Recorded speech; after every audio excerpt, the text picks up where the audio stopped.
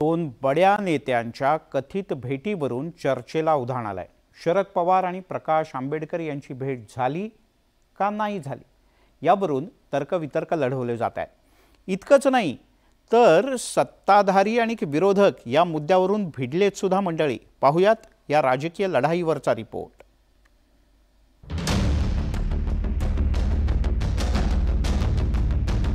पुण्यातील मोदीबाग भागातील शरद पवार यांच्या निवासस्थानी त्यांची आणि प्रकाश आंबेडकर यांच्यात भेट झाल्याची जोरदार चर्चा सुरू झाली आहे। ही चर्चा काही थांबायचं नाव घेताना दिसत नाही।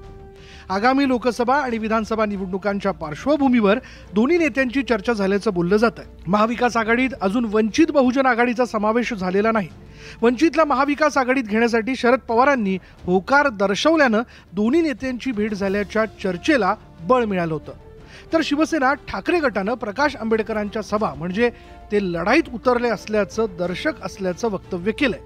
बाळासाहेब आंबेडकर हे अत्यंत सकारात्मक आहेत, किंबहुना अशा प्रकारे हुकुमशाही विरुद्ध एक मजबूत आघाडी उभी राहावी या देशाच्या, या भूमिकेवर बाळासाहेब आंबेडकर हे अत्यंत ठाम आहे। प्रकाश आंबेडकर आणि शरद पवार यांची पुण्यातल्या मोदीबागेत भेट झाली। त्यात काय वाव काय, एकमेकांशी नेतृत्व भेटत असतात, त्याच्यात काय मोठी बातमी थोडी येते। सत्ताधाऱ्यांनी भेटीच्या चर्चेवरून विरोधकांना चिमटा काढण्याची संधी साधून घेतली। वंचितला महाविकास आघाडीनं सोबत घेतलं नाही तर काय होईल याकडे संजय शिरसाट यांनी लक्ष वेधलं। प्रकाश आंबेडकरांनी सांगितलेले आहे की युती करा, परंतु जर यांची युती झाली नाही तर प्रकाश आंबेडकर यांना सुद्धा यांची जागा दाखवायला कमी करणार नाही। म्हणून भेटी कुणाच्या कुठेही होऊ द्या, परंतु आघाडीची युती होणार नाही हे वारंवार मी सांगत आलेलो आहे।